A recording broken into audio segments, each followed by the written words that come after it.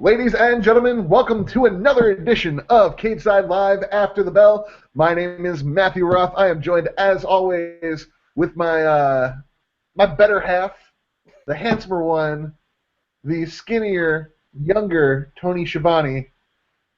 You look like Tony Schiavone. I'm sorry. I know, you haven't hit me with that in a while. I forgot about that one. Sean Rueter. He does everything on Cageside Seats that Gino doesn't do. And this is the post-show for WWE Fastlane. Sean, how are you doing tonight? Pretty good, man. Pretty good. I got some sort of reflection in my glasses. All right, I'm fine. I'm a little distracted. Took some cold medicine. Got a little bit of a sore throat, but that should make for a good show, I think. Yeah, I mean, if anything, man, it'll add character to the show. There you go.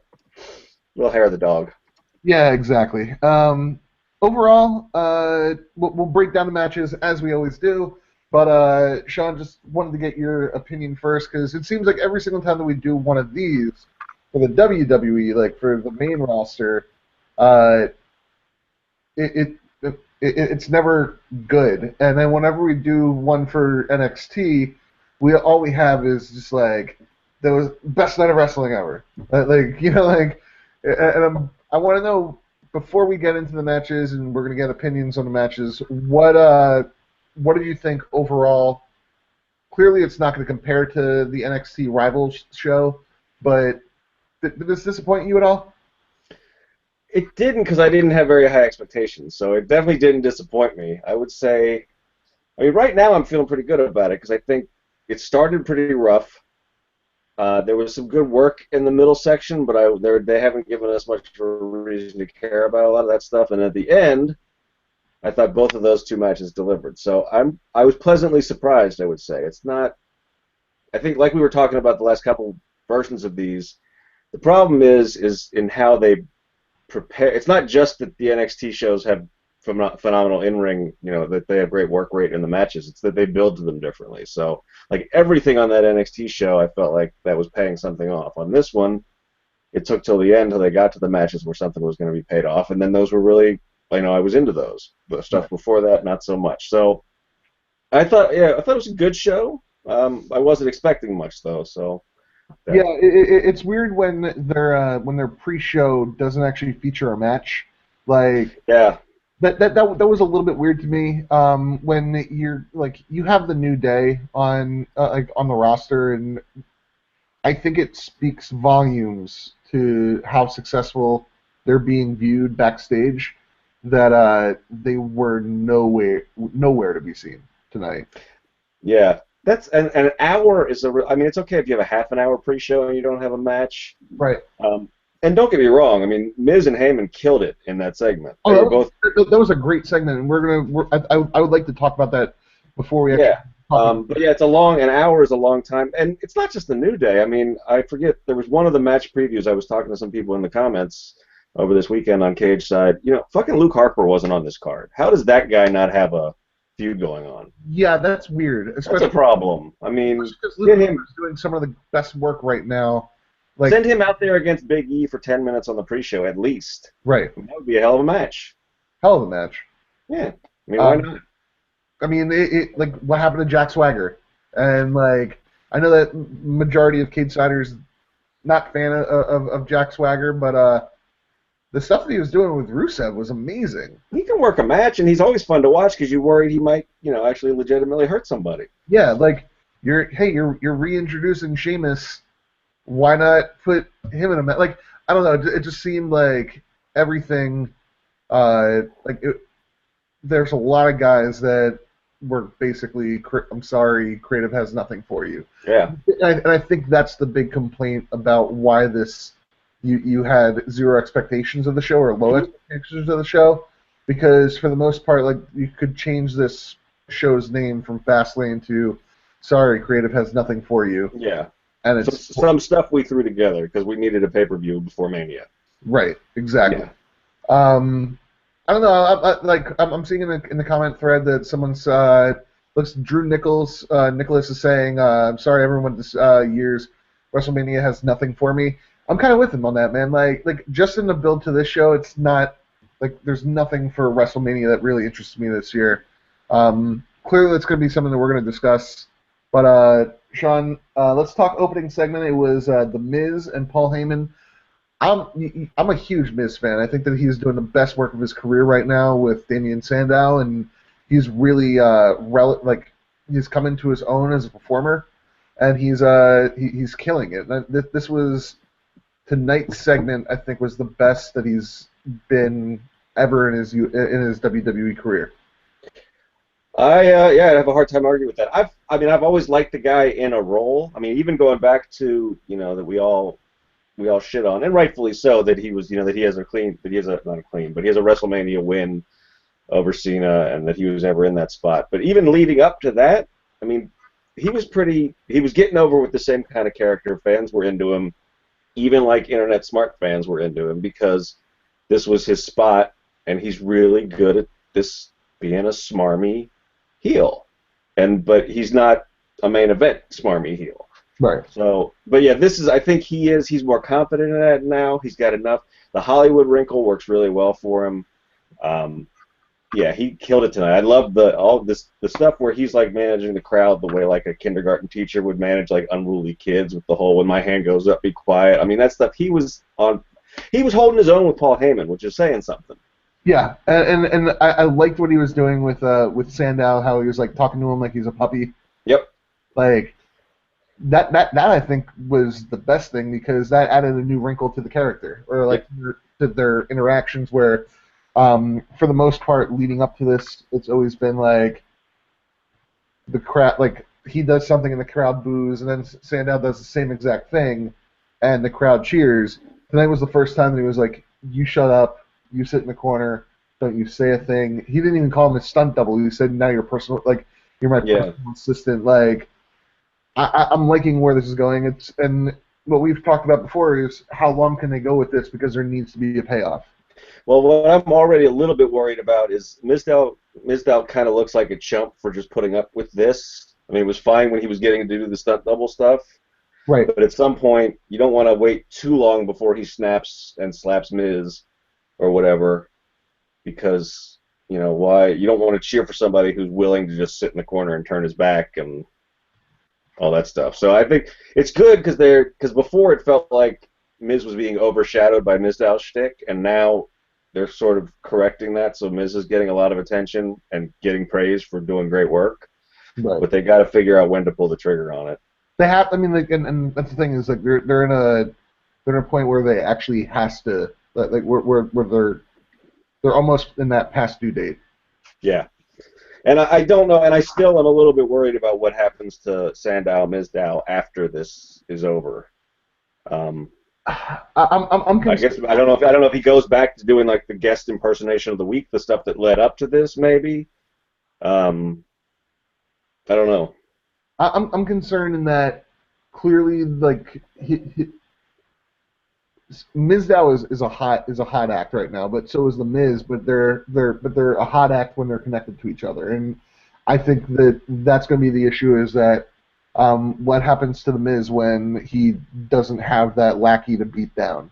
Like I think that they've kind of backed themselves into a corner. And again, I said the past due date. I think that that's really an honest issue that they're going to be having, is that at this point they need to pull this trigger before WrestleMania. They have, in my opinion, they have 2 weeks to pull this trigger. If you're getting like third week into WrestleMania season, I think you're too far along. I mean, it's like you and Drew were saying. It's interesting because there's not a ton of stuff on the Mania card that I'm fired up about, right. But it's kind of a full card already. I mean, do you have room for Miz and Mizdow? I mean, it looks like we're going to get Goldust and Stardust again. We've got Lesnar, Rollins. They're going to have something for Bryan, whether that's Sheamus or Ziggler, we don't know yet. Looks like we're going to have Orton, Rollins. We got Triple H, Sting, Taker, Wyatt. I mean, it's already kind of packed. And plus a Divas match. Ambrose, Barrett. Plus, like I guess the Andre the Giant Battle Royal or something like that. I mean, we're already up to like 7 or 8 matches. Right. Omar Little put it into the in the actual show thread. He says WrestleMania is looking like this.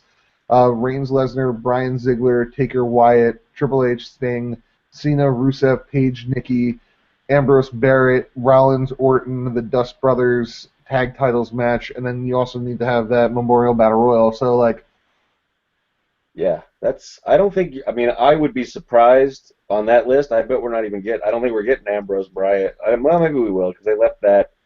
If they do want to, how many is that? 1, 2, 3, 4, 5, 6, 7, 8, 9, 10. Damn. no, that's 10 on his list plus the Memorial Battle Royal. Right. That's 11 matches. If they do them, I mean, they didn't make any promises about doing the Memorial Battle Royal every year, so. Yeah, I guess. Like, It's, yeah, I mean, it is a 4-hour show, right? I mean, they start that one earlier. Could be. yeah, I guess it's a 4-hour show, and they do have the pre-show, but like they would need to then utilize that pre-show. It's an hour to put on 3 matches. Yeah, I mean, they could put on. Yeah, I don't know. It'll be interesting to see how they do it, but yeah, I mean, that to me doesn't say that they're going to fit Miz versus Mizdow in there. Nope. So, Because you're not running a 12. No. Because you got to figure in entrances, and there'll probably be a musical performance. I mean, it's WrestleMania, so there's going to be some crap in there too. Yep. I don't know. This is. I thought it was a great opening segment. It built up the Lesnar versus Bryan or Reigns match. Mm-hmm. But as far as advancing the Mizdow standout storyline, I don't want to repeat it again, but we're kind of stuck in that. Yeah, they're stalling on it. They're just They don't. I don't think. My guess is that they don't know what to do about it, so they're waiting as long as they can. Yeah, and we just have to hope they don't wait too long. But the longer that they wait, the worse it's going to be because they can't actually like get out of. Right, and I think you bring up a good point too because, I mean, I was saying before that I think in the moment Miz did a better job with his title run, his WWE Championship run than we think about it in retrospect. Mm-hmm. But he did a lot of the heat that he lost was when he lost Alex Riley. He had that really quick feud with Riley that nobody got into. It sort of killed both of their heat, and without somebody to boss around, it wasn't as much fun to hate on him. Right. So yeah, I don't know. The show finally went live and opens with a 6-man match between Rollins, Kane, Big Show against Ziggler, Ryback, and Rowan.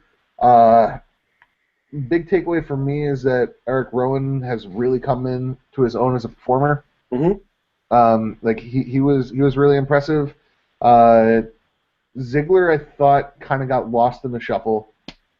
Ryback got kind of lost in the shuffle. And we got the return of Randall Ortman. Randall K. Ortman. Yeah, I was surprised by this one. It did not get off. The show didn't get off to a good note with me. I was surprised by how they set this one up. I agree. Rowan has come a long way. I mean, I always thought he was sort of a one-trick pony, and he's proving to be a pretty decent hoss who can tell a good story in there. I was surprised. I mean, that was the first thing, is I thought that this was going to be a lot of Ziggler with a little bit of those guys.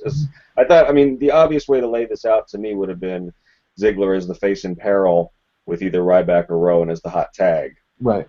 And they went with Rowan as the face in peril, which was an interesting choice. It worked, though. I mean, it did. I just, I don't want to see a lot of Kane and Big Show, and we got a fair amount of them here. I guess this ties into our WrestleMania card discussion. It looks like they're not feuding anymore, even though they were teasing that on TV, and so that's one match. I guess people had thought we were going to get that at Mania. Maybe we're not going to get it. So that's a blessing in disguise, I guess. Mm-hmm. I mean, talking about Mania, man, like Luke Harper's not going to be there. No, I mean that's what they're going to need, the 30-man battle royal, I guess, because they got a lot of big names with nothing to do right now, like Show, Kane, Harper, Rowan, all the New Day guys, Swagger, like you said. I don't. Where's Mark Henry? Is he hurt again? I don't know. No idea. He just disappeared. He disappeared. Yeah. Like I don't know. Like, so you need that Memorial Battle Royal. WrestleMania is gonna be interesting. The return of Randy Ortman, that's clearly the big news from this. Yeah, and I was surprised. Like I said, I was thinking like when this went on first, I thought that meant he wasn't going to come back because I thought that would be a bigger moment. But this was the first of several things that the crowd sort of went, we don't care that much. I mean, they didn't really go crazy for his run in, which sort of dampened it a little bit for me. But man, for a wrestling town, they don't really seem to like wrestling in No, Memphis. well, they were waiting for Jerry Lawler to get in there and drop the strap and hit somebody with a pile driver, I guess, because they weren't too interested in what WWE was selling tonight. Not at It was all. weird. Yeah. Especially when I said it on Twitter, but like, it's a very very bad look when the people that paid for your front row seats are texting during the main event. Yeah. There were some children caught yawning a couple of times. It was weird. And it wasn't like, oh hey, like I'm taking a photo. I'm sorry, this is the quote, the only thing I haven't, not like poop took a photo, like literally like holding it in front or like on like this, and either they're videotaping their match or they're literally text messaging. So That like it was weird reactions. yeah, weird The reaction. stuff that I thought was guaranteed reactions. We'll get to it, but I mean, I thought there were things that you could do them in any town in the world and you would get a big pop, and they didn't get a big pop tonight. So. Yep. Stardust versus Goldust next, and awful. Yeah, it was this. Talk about again. I did not understand how they booked these two matches to start the show. It was like they wanted the crowd to go to sleep. There were things that they could have done to make these things really hot, and they didn't. I've got an issue with the Stardust versus Goldust feud in general because I think these guys are, especially Goldust. Both of them though are doing great work on their promos. There's a really good angle here, and the fact that WWE just sort of ignored it until like last week means that people aren't as invested in it as they are. This is what I talk about when I was talking about like comparing this to an NXT show or Lucha Underground, a show that we're both watching and really digging. Mm-hmm. Those shows try to make it so, and NXT isn't as good as this as LU is. They make it so you have a reason to care about everything that everybody on the card does, and WWE doesn't do that.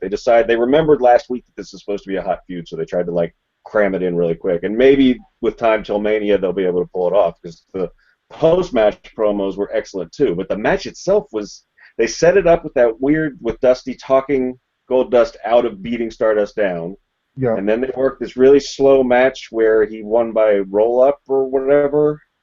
They wrestled. Well, and then they did the quick count thing. There was too much nonsense going on here. They wrestled a 1980s bodybuilder kind of match instead of like Dustin Rhodes, and like I said this on again. I said this on Twitter because I don't when I'm watching wrestling, I have a hard time keeping up with show threads and story streams. But like I think that he's a better performer than Dusty. I think Dustin is hands down a better performer, and I don't think that's really a hot take. I think that most people would really agree with that. But like Cody's super talented too. Mm-hmm. And they could have had a really, really dynamic match, and instead, like, we got like wrist lock and arm drag and things, and like, I don't want to watch that, man. Like, if I'm gonna watch that, I'll put on like a WrestleMania 3 or WrestleMania 4, like one of the old cards where like those cards were terrible. Mm-hmm. Yeah, I remember when they inducted Bruno. Or when they announced that he was coming back, I went back and dug up some of his matches because that was what got me into wrestling. I used to watch those with my great grandmother, and I couldn't get through them. They're like hour-long draws that are just like wrist locks for like 15 minutes. It's unbelievable. But yeah, this was weird. I mean, yeah, if they had been telling a longer story, I guess maybe this could have made sense as part of that. But they were like this. It didn't fit with. I mean, I guess they are telling a longer story now, but they didn't give us any reason to expect that. They set it up as one thing, and then we got this other thing, and yeah, I'm a Dusty mark. I mean, he's delivered some of the all-time great promos, but he was never a good wrestler, really. And I'm really disappointed in whatever he's doing now. It's like I wish he hadn't even shown up. If he was just gonna stand there while his one son beats the shit out of the other one. That was the other thing. Like the promo that Cody cut was awesome. Yeah. That was great. And then like Cody beats up Goldust, and then like Dusty's just kind of standing there like a goof. Yeah, and he just says like Cody, Cody, Yeah, Cody. and, He doesn't like he doesn't even he's not even like stop it or anything. He's just like, hey, oh, hey, oh, Cody, come on, man. Like Cody, I don't know, man. Cody. Like that was kind of Dusty used to be really good on the stick, and you like if that was 1970s Dusty or 1980s Dusty, awesome. Like Oh that, yeah, the whole thing would have blown up because all three of those guys would have been trying to like go over the top, and it would have been a hilarious right. mess. But But like 2015 Dusty, I don't want to see him on TV anymore, man. Like I don't want to see him near things. Like he's apparently doing a great job with what he's doing down in NXT. Is like the mastermind or the head writer or whatever he's doing. yeah, I mean he's doing like he runs this promo class. I guess he's involved in creative. I don't know. The weird thing is when he was the on-screen general manager down there, he wasn't that bad. I mean, he was kind of fun. I think he's just He's I brilliant. don't know. Probably He definitely doesn't need to be doing anything that needs any sort of heavy dramatic lifting. That's what we saw tonight for sure. If he wants to come on and be goofy for a segment, but he doesn't have anything like really meaningful in him anymore. Yeah.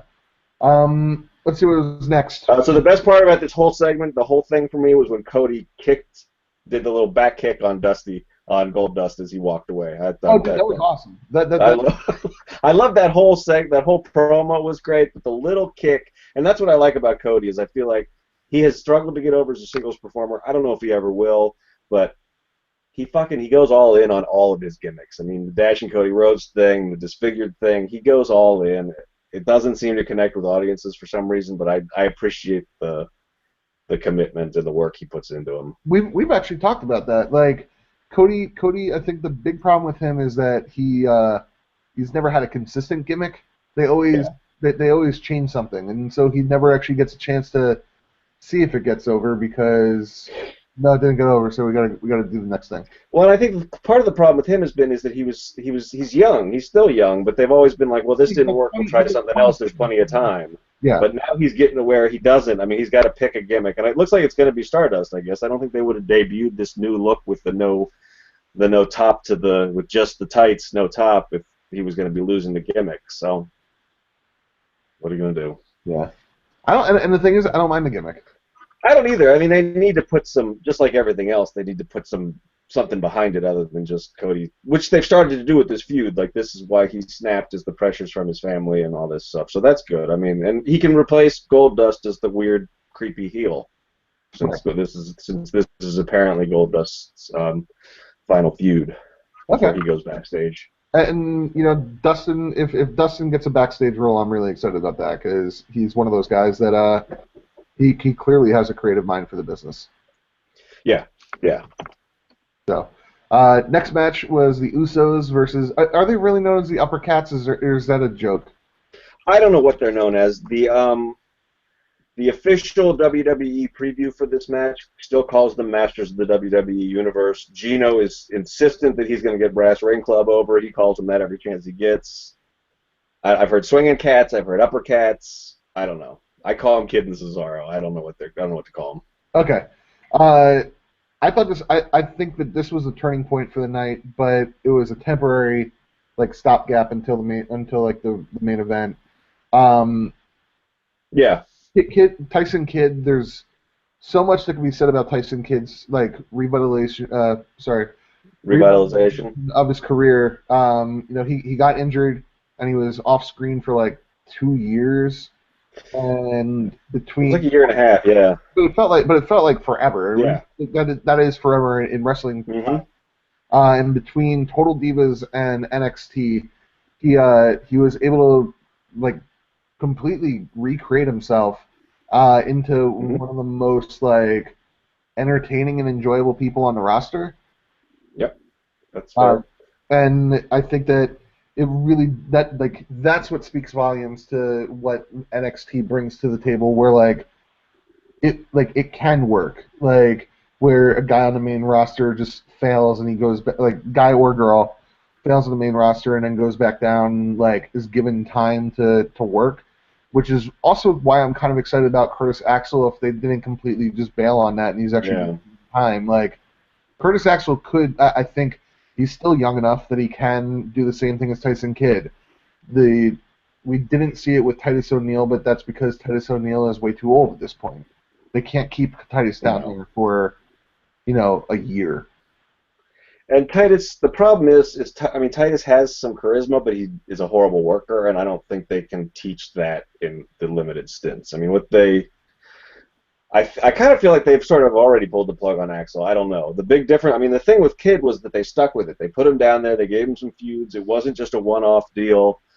And they helped him figure out how to channel his charisma, which is cool. And the other thing is I like to make jokes about it and say it's stupid and say it's ruining Divas, women's matches and all this stuff. But Total Divas had a lot to do with his comeback. A huge. And so we can't. If it did nothing else, it gave us Tyson Kidd as a badass on the WWE roster again. So, and the thing is, he was a charisma sinkhole before the injury.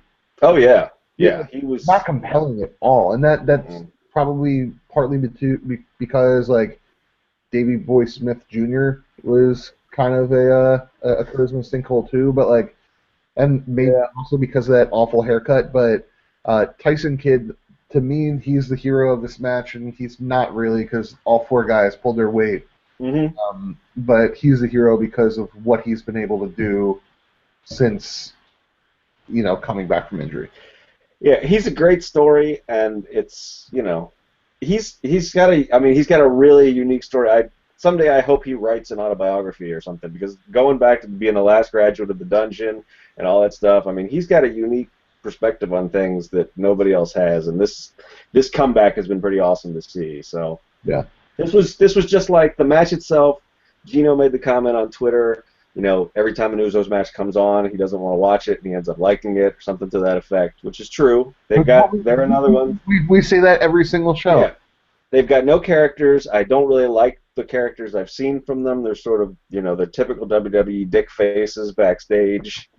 But this has been a kind of fun feud. They did that great, stupid, horrible, so bad it was good restaurant skit on SmackDown. I don't know if you saw that. That was bad. It was, but it's funny. It's just they're idiot. But it's Tyson doing his thing, and it's so bad it's good. They, Naomi wants them to respect the dinner.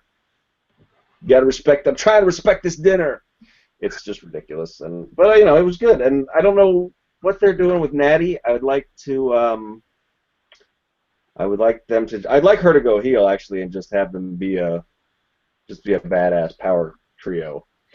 Mm-hmm. They're still having her on the fence a little bit, which is sort of interesting. She's sort of like delusional. She doesn't realize her marriage is falling apart, kind of a thing, or that I don't know. It's a weird. She looked good tonight, though. I'll tell you that. She had on the black cat suit with the Mad Max gloves. Mm-hmm. Mm-hmm. I don't know. Natty has always been somebody that like I never really found her really entertaining in the ring. Yeah, I would agree with that. I think she's technically sound especially with the right partner, but I don't think she sort of has the Tyson Kidd problem. I don't think she's got a whole lot of charisma, even as like a non-verbal performer. Right. She's good. She's good in this. She's benefited a lot from Total Divas. Like, if there's a couple that has benefited from a fake reality TV show, it's Tyson Kidd and Natalya, because they owe their entire WWE career right now to that TV show. As I said, the overall match was good. The timing may have been off like a half second, but it wasn't really that noticeable. I appreciated this. We have new champs. Awesome. I was surprised by that. I didn't think we were getting. I thought this. I guess the feud will go on, but I thought they would want Jimmy and Jay to have the belts with them when Rikishi got inducted into the Hall of Fame, if nothing else, just for like a PR thing. So maybe they win it back on Raw. They like to do that sometimes. Do a shocking title change on free TV or less expensive TV, but yeah. I didn't see a title change coming here, so that was a surprise. Yeah, it was fun. I liked Cesaro's one-legged swing into the Boston Crab. All four of these guys can wrestle. They do cool spots all the time. Yep.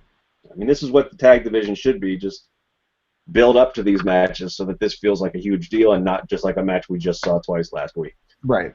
Like and that's the thing I think what I appreciate about the Usos and is that they always do rise to the occasion. Like we you know the Usos wrestle the same teams for the past 2 years, but like that Samoan drop to the barricade, that was awesome. That was a great spot, and they always like their matches. They always tweak one or two things that makes it look really good.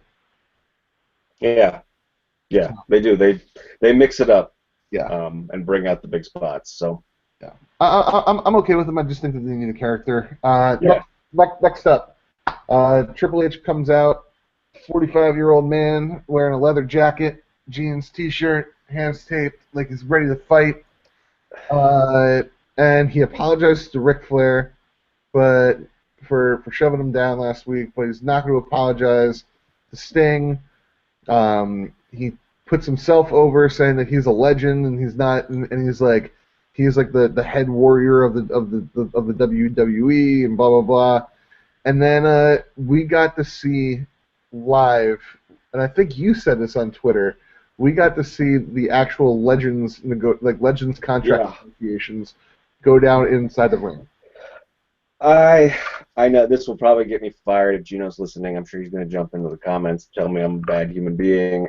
I don't care about this at all. And there's a bunch of ways they could have gone about it to make me care, and they picked the one way.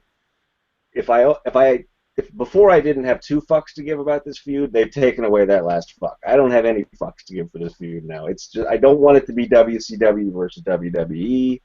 I know it's the reality era, and yeah, we know all this shit behind the scenes, but I don't want to hear that. What's he going to do? So if Sting beats him, or if Sting didn't walk out, he was going to not show Sting matches on the network? That's not best for business. No. I mean, this was just an excuse to... They've decided that this feud is a way to mention the network a lot. And I hate it. I'm not interested. It's not going to be a good match. I don't understand... If I had a sledgehammer and somebody came after me with a baseball bat, I would smack them with a sledgehammer. I wouldn't throw it away because I was scared. At least they're not having Sting talk. That's the best thing I can say about this, because he's not a good promo, and they're wisely having him stay silent and mysterious. But I don't understand this feud. I don't understand why. The only thing I understand is that they decided they're going to use it to sell the network, and I think that's dumb. That's the only reason why they brought Sting back is to sell the network. This is it's going to be unpopular, and it's probably going to get a lot of hate in the show thread. Sting sucks. Like he wasn't a good. He was never good. He was never a good wrestler. The only reason why anybody cares about Sting is that he spent a year standing in the rafters, and he finally was the guy to beat the NWO, kinda. Like, he really lost to Hulk Hogan, like, and not in a screw job kind of way, but Bret Hart came down and said, no, you screwed over Sting, and you had a fast count, wasn't a fast count, and then that match in itself sucked. Sting, the only times that Sting has been entertaining is when he's been able to work with somebody that is a great worker, and the caveat there is that also when Sting is in his 60s. Yeah. And like, if we got Sting versus Triple H in 2001, 2002, when Triple H was at the top of his game, awesome. Like, totally stoked for that, because I think Triple H could have carried him to an actual really good match. Sting, did you see the shit that Sting was doing in TNA? Yeah, I saw. Yeah, way too much of it I saw. Yeah, it was horrible. Awful. Like, that's what you're going to get, except worse, because he's older and he's less in shape.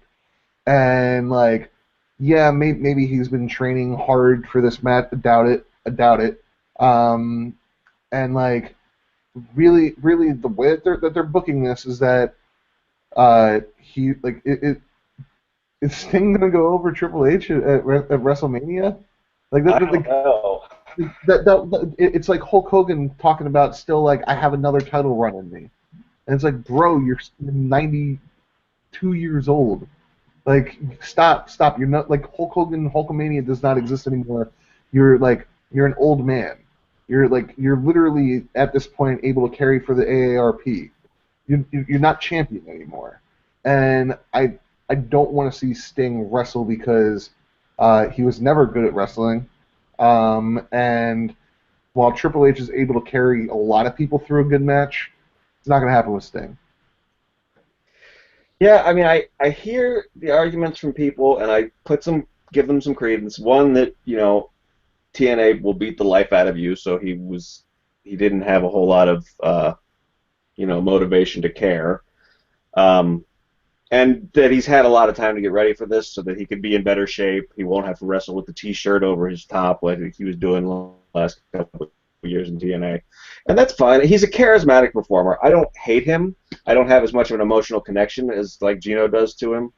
Part of my problem with this too is that I just don't feel like, yes, it would have been better in 2001 because they both would have been better performers, and that was Triple H at the peak of his powers, and he's a really good in-ring storyteller.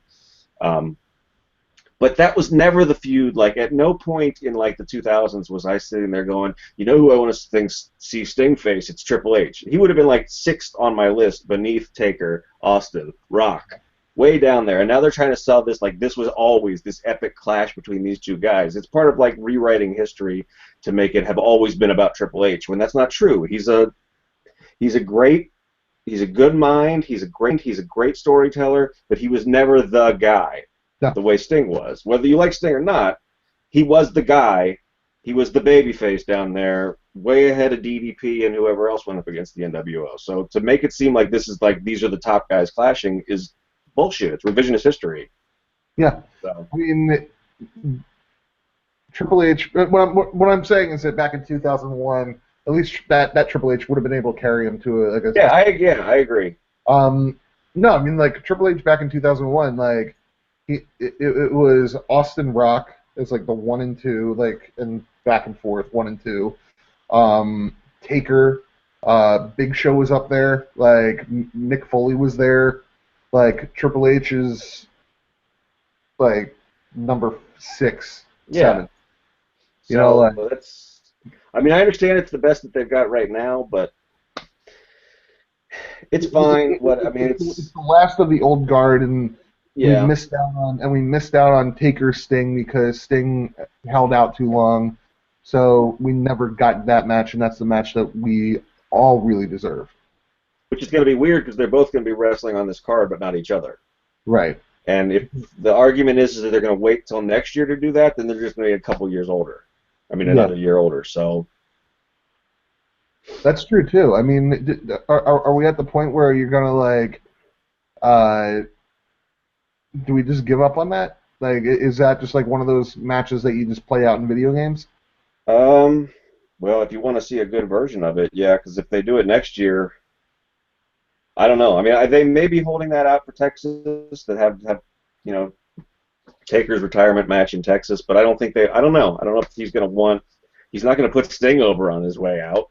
So maybe he puts Wyatt over this year, and then next year he gets his win to go out on top. Over Sting? I don't know. So Taker's dropping 2 in a row? Well, I don't know. I mean, I've got issues with, not to jump ahead, but I got issues with that setup too that I don't really understand where it's going. Either Taker's going to drop 2 in a row after going 21-0, or he's going to beat Bray Wyatt, which neither of those seems like a smart option, but that's what they've set themselves up for. Right. Let's skip, because I don't want to skip ahead, but let's get to the next match. It's really short. Paige, Nikki Bella. This wasn't their best match. They've had better, I think, but it's clear that they're going to be continuing with this feud because that's the only feud that they actually have. It's the only 2 women that they have that are actually competent in the ring on the main card, on the main roster, that are actually getting any TV time. You said it on Twitter, and I agree with you. Nikki Bella has developed into a Haas. Yep. Like, a hell of a Haas, and she's the one I want to see in Lucha Underground with like Velvet Star What's her name? Sexy Star or whatever. Yeah. Star, Sexy Sky, whatever her name is. She should have that spot instead. Well, Evilise should have that spot too, but they're starting to do that. But. Right. Like. Yeah, she's. And that was the one thing down in Austin. I'm not a mark. I'm not a wrestling fan, guys. But when I was going to like the Anarchy Championship Wrestling matches down in Austin, they would always have like a mixed match as well, like Portia Perez versus Robert Evans, I guess is the name that he was. Yeah, R.D. Evans, whatever he goes by. He goes by a bunch of different names, a bunch of different places. Yeah, but like he would wrestle like they had a hell of a match, and it was like that was a violent match, and it works. You know, when you're able to put like the suspension of disbelief aside, that you're watching fake fighting anyway, it works. I mean, but then again, in real fighting, I kind of want to see Ronda Rousey fight UFC men bantamweights. So, like, it's not even like a suspension of belief. No, I mean that's the ultimate in the equality thing, right? I mean, if you're gonna, if a woman can do anything a man can do, it's like the standard that I think it's that they let women into the Marines now, but they have to pass the same tests basically, right. or like a ratio of the same test kind of thing. I mean, yeah, you can do it. I mean, Sarah Del Rey had some phenomenal matches with with Cesaro and guys like that in Chikara and I think they even teased him in ROH. I don't think they ever actually did the actual match. But what's her name? Candice LeRae is doing them in PWG like crazy now in her team with Joey Ryan. I mean, you absolutely can do it. I mean, there's nothing wrong with it. Doesn't have to be like MMA light all the time. And with somebody like Nikki, the way that she's learned how to do power moves, that power bomb tonight was sick. My problem with this match is, one, it was too short, and two, that should have been the finish. Stop doing. Not every women's match has to end in a roll-up, Vince or whoever's booking these things. I mean, she powerbombed the shit out of her. That should have been enough to get the pin. Right, like that was a monster powerbomb. Yeah. And while I'm not going to believe Nikki can wrestle Big Show just because of the size differential, but like Nikki versus like Sin Cara, I'll watch that match all the time. That's a fun match to me. And you set it up within the story too. I mean, that's why it can really work. A lot of times too is you set a woman up against a heel that you really want to see get their ass kicked. Like who wouldn't mark out to watch Nikki throw Miz around the ring for a while? Right. I mean, now people would go crazy for that if you set it up right, which I don't have any faith in WWE to set it up right, but I don't know. I'm with you. I think that it works, and when you do like the mixed tag matches in the WWE where it's like the second that the opposite gender gets in the ring, you automatically have to tag out. Like, no, like that was like one of the best parts about the Attitude Era. Was Lita hurricanranaing and moonsaulting everybody. It didn't matter who you were. Like, she would moonsault you or hurricanrana you or whatever, head scissor you, whatever. Yeah, Frankenstein or you, whatever. Yeah. But like. That was one of my favorite parts about the Hardys, Edge, Christian, and Dudley Boy feud is that like Lita's right there with everybody. Yep. And before that, I mean, it's a loaded topic now, but I mean, Chyna did the same thing. I mean, she held the Intercontinental title for a while. Sable did the same thing with Mark Mallory, like where that's how Sable got over, in some ways. I don't know. I'm with you. I think that Nikki is now being underutilized, and we do have somebody in the show thread named Dirt Screens. I did saying that Nikki sucks except for looking good, and it's like you're missing the point then because like she's a better Tamina Snuka. Yep, I think that's a good comparison too. She's come a long way. I mean, look at her versus her sister. I mean, Bree's come a ways too, but. And I'm not saying that she's like. I mean, I don't. She would be at the lower ring if you brought the NXT women up. She'd be beneath them. But I think she works a fun match. And I mean, her, like you said, this was not her and Paige's best showing tonight. They can have a better match than this. I don't know if they're ever going to get a chance to get more than 5 minutes on a pay-per-view or anywhere outside a main event or superstars. But I'd like to see it, and that's a big step up from a couple years ago where it was strictly the bathroom break stuff, and Nikki and Brie were doing horrible matches in the midst of it. Right.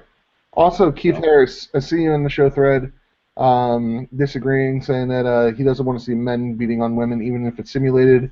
Women doing spots on men is cool, though. Hey, you're a great writer, Keith. I'd like to hear your retort. Yeah, don't watch Lucha Underground then, because especially this last week, Sexy started to get the crap beat out of her for a while. Yeah. Um, yeah, I hear that complaint, but again, it's sort of fictional. It's like for me, I mean, I can watch a movie like Haywire, the movie that Gina Carano did, or Kill Bill. I don't want to actually see like a street fight between a guy and a girl. I don't want to see it. Really, I don't want to watch a street fight between two guys. I don't like watching people get hurt in real life. Right. But within the context of a sport, or especially within the context of fiction, I'm okay with it. So, to each their own. Next up, we got Ambrose versus Barrett. This was super forgettable for me. Yeah. Geez, both of these guys. It's sad to me. I forgot this was on the card until they showed back up. Yep. I guess the build for this has been that Ambrose is so crazy that he's motivated to get his picture on the wall in Stamford, so he wants to become an Intercontinental Champion to do that. And Barrett never even wrestles anymore. He does bad TMZ segments. And then Dean tied him to a post and made him sign the contract, which doesn't seem legal to me. But it's not legal. That's not legal. Any lawyer, like, where's David Otunga? That would have been the way to get David Otunga back on that. There's so many ways they could get Otunga on, and they refuse to do it. But they keep paying him, so who the hell knows? David Otunga is like he's the new JTG. Yeah, well, at least Otunga's married to Jennifer Hudson, so every once in a while they get WWE Superstar written underneath a picture in Us Magazine or something. Or he's not married to her, but they're partners. Anyway, yeah, I thought it was an okay match. I wasn't paying too close of attention, I'll have to admit. I think they're missing the boat on both of these guys. I don't think Barrett is a main eventer or anything, but I think they could do something with him. This gimmick I don't really get it myself. I don't know how you tell, like, it's not like a character to me, it's just a joke machine. But at least that was getting over, and now they've gotten away from that. And Ambrose, I think, is a main eventer, but having him be crazy and stealing belts and this guy is not the way to do it. Yeah. This was completely forgettable for me. Like, stealing the belt, like, this to me, this was the ultimate, like, the setup for this match with the getting zip tied to the post and then having this like sign the contract, and then this match was like this was in my opinion it was a burial of Wade Barrett. This whole feud kind of has been. And Barrett is one of those guys like he may not. He has everything that the WWE looks for like a main event guy, except for the crowd reaction. That's it. Yeah. And like, but besides that, like, he has the look, and like in that, like, he's gigantic. He's a good looking dude. He has a move set that could actually like be entertaining. And he has the charisma on the microphone. Like, he has those 5 things that they look for. But he just doesn't connect with the crowd. And this was such a burial, like, this feud. Like, I don't want to see Wade Barrett anymore. So he's an idiot, like, that can't go, like, I don't know. This was stupid. This was so dumb. I don't want to see Wade Barrett anymore. This killed him for me. And Dean Ambrose, like, he's regressed, and it's not his fault. It's entirely creative, saying, hey, you know what? Maybe you weren't drawing at house shows, so you clearly showed that you're not the guy. Yeah, I don't know. I mean, the pushing, when he ended up coming out of the Shield breakup as a face, I was concerned. And I didn't know it at the time, but one of the reasons why I was concerned is that they were just going to be, he's just a wacky face. And I don't know if that's Vince, I don't know who that is, I don't know if it's because he wasn't drawing somewhere. He did get the main event spot in Hell in a Cell. I mean, that was a problem, though, how they decided to finish that.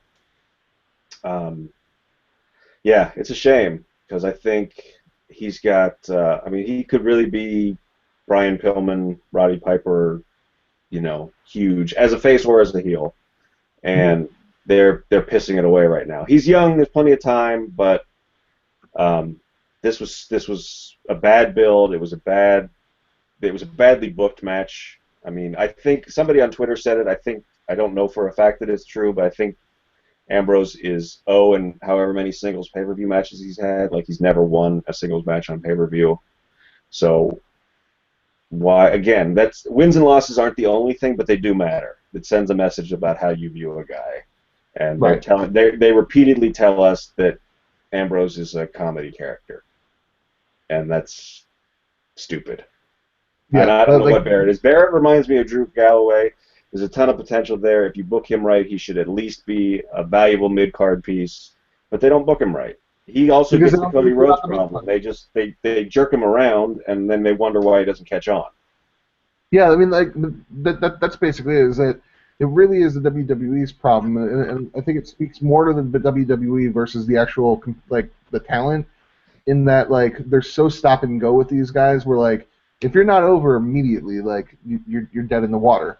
Yeah. And, like, it's like you said. I mean, it's like with the New Day. I mean, those guys didn't get over in 2 weeks, so now they're totally dark show jobbers. I mean, not dark show, dark match. And sorry, I'm tired. Cold medicine. I mean, like, but same thing with Adam Rose. Same thing with Fandango. Same thing with the Ascension. The Ascension. What happened to the Ascension? They're dead. Yeah, I don't know. They were made to look strong when they beat up Reigns and Bryan, but yeah, I think they're another. The plug's pretty much been pulled on them. Yeah, it really is, like, unless you get over immediately in the WWE, and, like, when I say immediately, like, your first match, you need to get a crowd reaction. Like, they're not going to invest any time in you, and I think that Wade Barrett and Dean Ambrose, like, Wade Barrett is more of the who I'm talking about, because Dean Ambrose was over, and it's just the WWE just, like, pulling the plug on it. I think that's really the biggest bummer for me. Yep. I just want to say I'm getting a lot of I think I'm getting a lot of flack I got on a Steelers centric sweatshirt. It's cold. It's not. I'm not trying to aggravate anyone who is not a Steelers fan.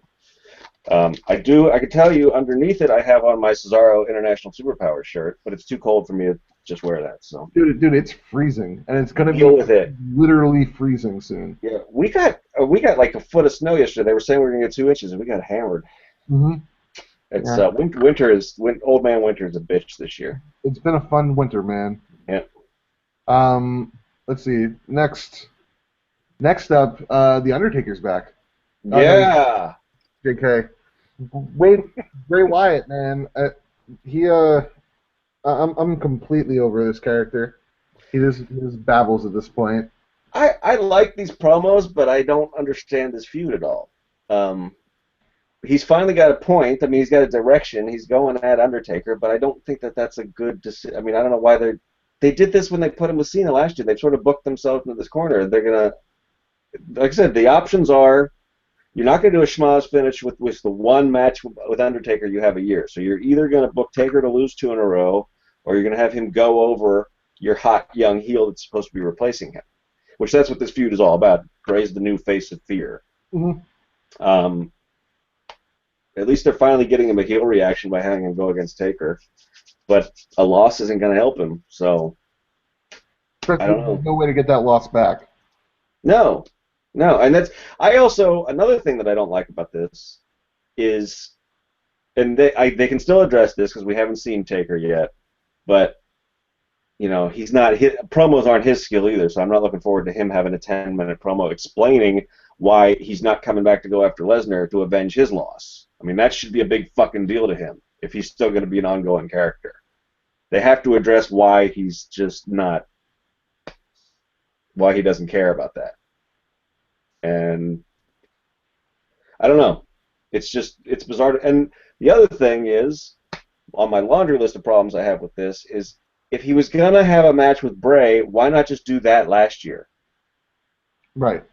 I mean, Bray has always been on the list of people that, whenever everybody kicks it around, and it's not just internet marks, it's when people like Austin or Jim Ross talked about it, they would say, if you're going to have the streak be broken, have it be to somebody who's young and up and coming, somebody like a Bray Wyatt or a Dean Ambrose or a Seth Rollins or a Roman Reigns. So if one of those guys is going to face him now anyway, it seems really stupid to have pulled the trigger on your 35, however old Lesnar is, guy who you still don't know if he's sticking around for another year, who only works 4 shows a year.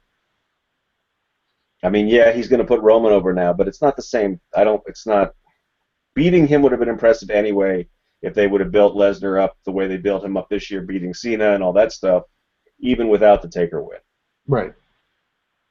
I don't get it. I thought it was a decent segment. This is the other thing that I was surprised. I thought the crowd was kind of dead for it. Mm-hmm. And people thought at first, I mean, they did the whole Druids, Gong, Lightning. People thought that was Taker. I mean, even the smart, people were jokingly saying, well, it could be Bray, but nobody was sure, and the crowd was not that excited. Nope, the crowd did not care, man. So for Sting and for Undertaker, the crowd was like, nah. And I guess maybe that is creative's fault, but I'm still surprised. And Orton, man. They didn't care. Yeah, Orton too, I forgot, yeah. I don't know. This is Bray Wyatt. They clearly are now rebuilding them and like fixing them. And again, that's their own fault because they killed him when they had the Cena feud. They didn't need to do that feud. That feud didn't make sense. And it's not even me talking about it in hindsight. That didn't make sense at the time. And what they're doing now is they're trying to like fix it. But I mean, you said it best, man. Like, really, he's gonna face the Undertaker, and either Undertaker's gonna go 0-2, after going 21-0, and he's gonna lose to Bray Wyatt, and that has to be the way that you go, because if Undertaker he's in his 50s, close to 60s, gonna come out like legitimately looking like shit. If he beats Bray Wyatt, like again, Bray Wyatt's another one that you could just say like he's dead on arrival. He's done. You can roll him out, and that's the end of his career. There's no fixing this character again. And it's taken a year, legitimately. It's taken a year to bring him back from that Cena feud, and and Cena's an active guy, like losing the Taker 2 WrestleManias in a row, and it's not going to be a great match because Taker just can't go anymore. Well, and Bray is not a great singles worker. He's a Sting-esque guy in that I think he knows how to do a build, he knows how to tell the story, and he's got some cool moves, but I mean, we saw it when he went one-on-one with Reigns. He's in that same kind of boat. He's not ready to carry a match yet, and Taker can call a match, but he's not going to carry anybody at 49 or however old he is. So this is just one of those matches where like I'm not interested in this, man. I'm not. I mean, maybe they can deliver a great story. I thought this was a really good promo tonight. I think it's the thing that boggles my mind with Bray is they had the built-in story where he had motivation. It was building his family and putting that over, and they just decided to flush that down the toilet. He doesn't collect followers anymore. He set them free, and now one of them is a babyface who makes wine and plays with the Rubik's Cube, and the other one can't even get on TV. Mm-hmm. So this is good. He's got a direction again, but I don't understand the direction, and I think my concern is that Vince and Vince's team thinks that putting these guys with these legendary names helps them even in a loss. And maybe that's true occasionally, but you can't do it every year. Right. So I think, like, even tonight, I think they think that, and in this case, I think it was right. I mean, putting Rusev with Cena, I mean, if they let Rusev go over, anyway, I don't want to get ahead, but I think they just think that regardless, they think that's just a rub, just getting to work with Cena, just getting to work with Taker. And that's not necessarily true. Right, because that didn't happen for Giant Gonzalez. Yeah, his bodysuit didn't help either, but yeah. I don't know. I'm not excited for this. I I'm think not. Yeah, I'm not either.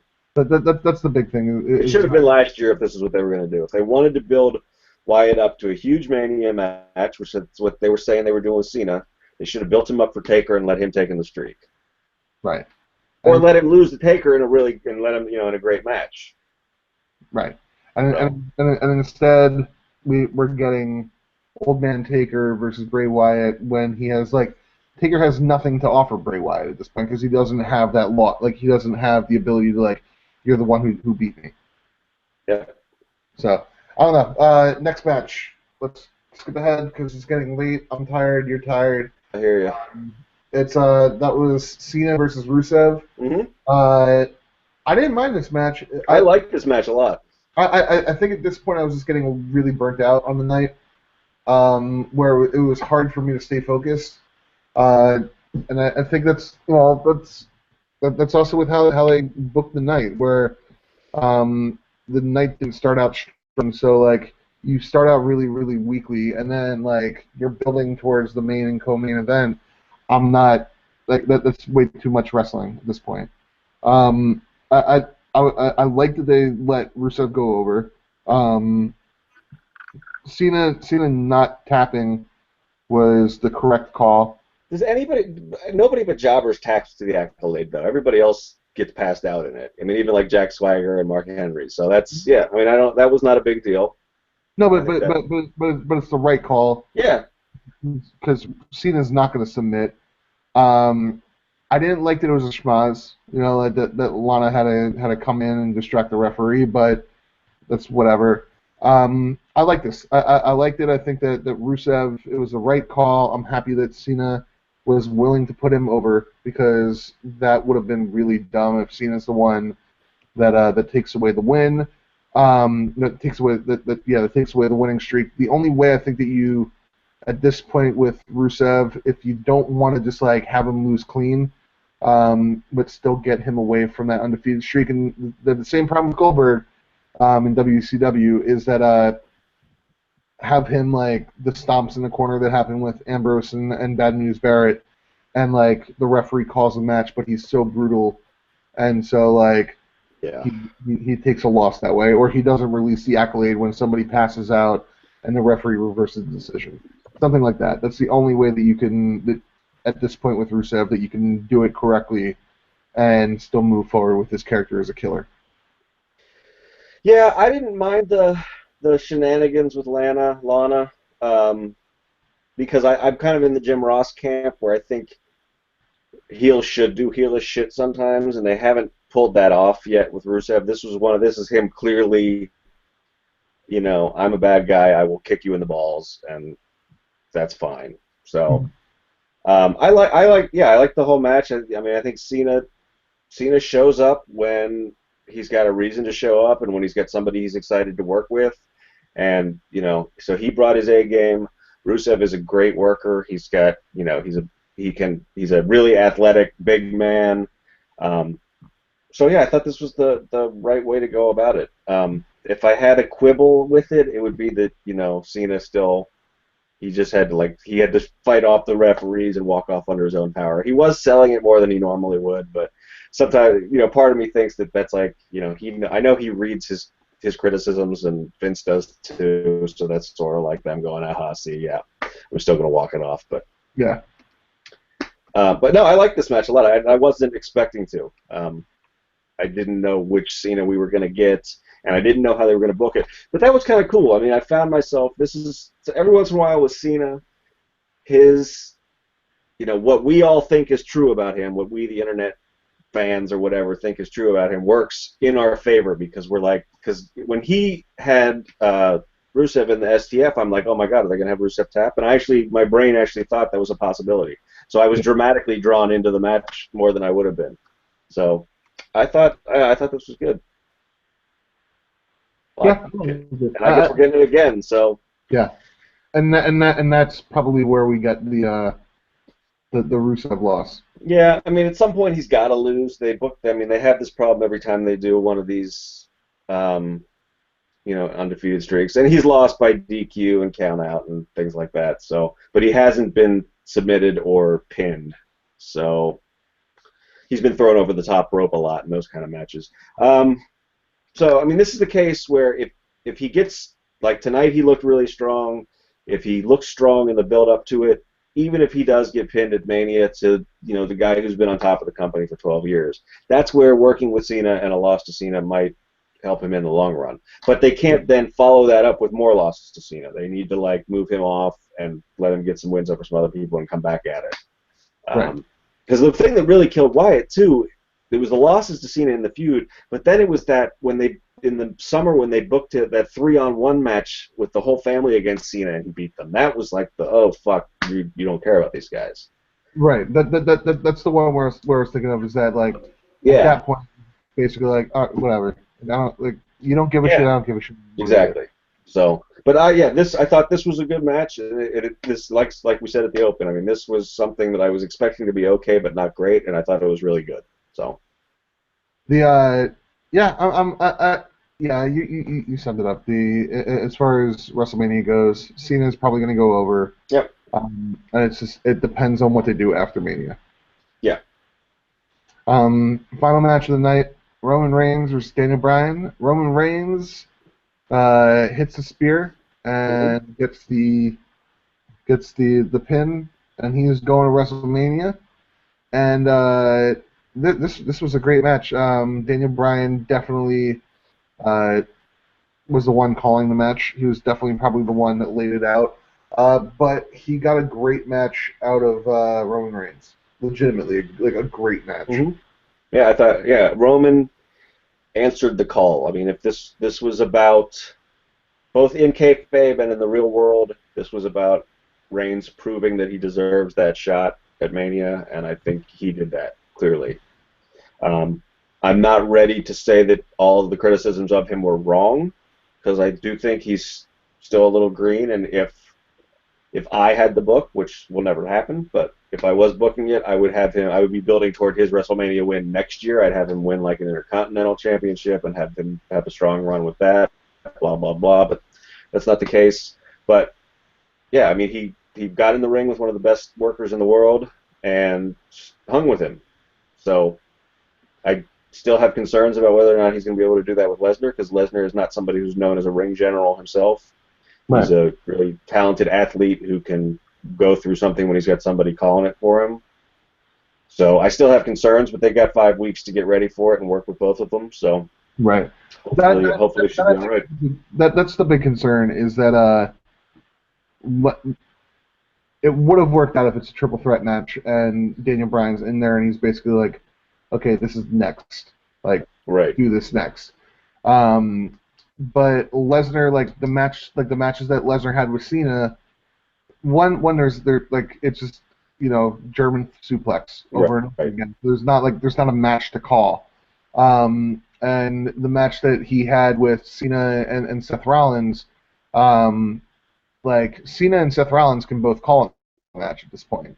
And I don't think, that's the big concern, is I don't think that Lesnar is ready to carry Roman Reigns, and I'd rather, and again, this goes back to what we were talking about earlier with the Undertaker and taking away the win before you can actually give it to somebody meaningful, is that Lesnar's a big enough name, and he was feuding with enough people that he didn't need to beat the Undertaker, and you could have still given Roman Reigns the rub and still had him getting the championship against Brock Lesnar.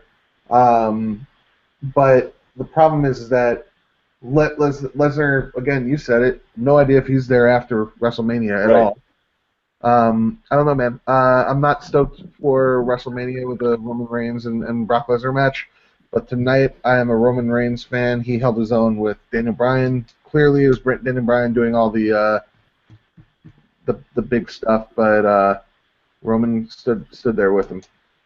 Yeah, and I mean, this is the kind of stuff, like I said, this is the kind of stuff that Reigns should be doing now so that he can learn from it. And unfortunately, he's not going to really get to build on this and learn something else. He's going to be thrown into the main event of WrestleMania. This was only the first time he's main evented a pay-per-view in a singles match, and now he's going to main event the biggest pay-per-view in in the world.